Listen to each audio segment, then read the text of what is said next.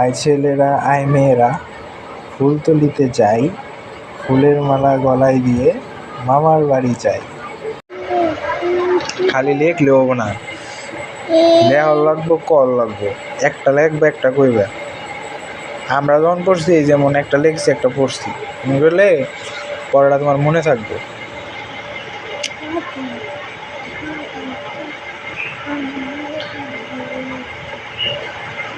লেও লেও লেও নাকি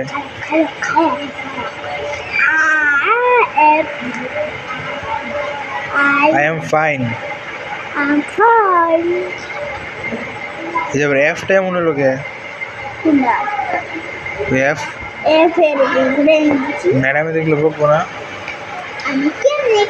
ওই তোমার ওই কবিতাটা বাই করছে, আই ছেলেরা আই মেয়েরা।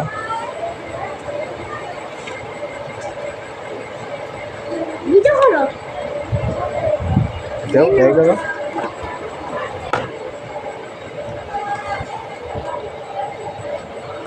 তো এই কবিতাটার কথা তো কাদের কাদের মনে আছে তো অবশ্যই কমেন্টে জানাবেন।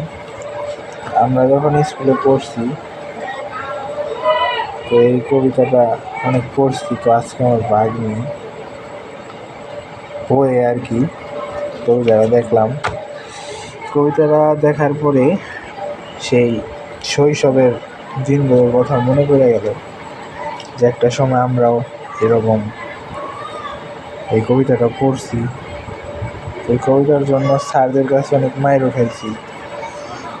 তো আজকে সেই কবিতাটা দেখলাম।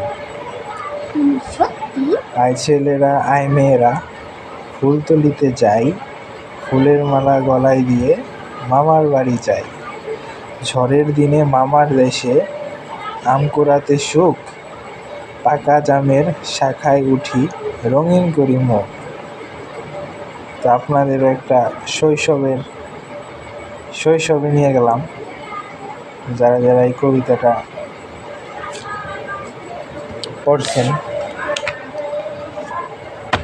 তো তারা সবাই এখন শৈশবের কথা মনে হইতেছে। তো যাই হোক, তুমি পড়ো, লেখো লেখো, তুমি লেখো না গে।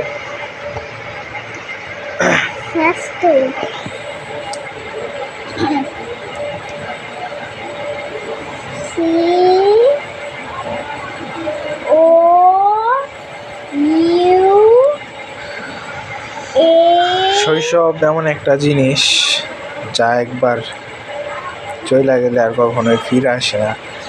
তো এখন ওরা যে এই সময়টা পার করতেছে তো এটাই একটা জীবনের সেরা মুহূর্ত এবং সেরা সুখ, যা এটা ওরা প্রাপ্তবয়স্ক বা বড় হলে বুঝবে। তো এখন আমরা যারা বড় হয়েছি তারা বুঝতেছি। তো যাই হোক, সকলে আমার ভাগ্নির জন্য দোয়া করবেন। আর আমার ভাগ্নির নাম হচ্ছে মিম, তোর জন্য সকলে দোয়া করবেন। তো তোমার পরীক্ষা জানি কবে? তোর পরীক্ষা হচ্ছে কালকের পরের দিন। তো 2 দিন পরে পরীক্ষা। তো আমার কাছে আসছে আর কি পড়তে।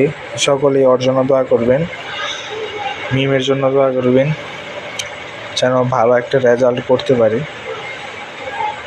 যাই হোক, যারা কষ্ট করে ভিডিওটা দেখলেন সকলকে ধন্যবাদ। আসসালামু আলাইকুম।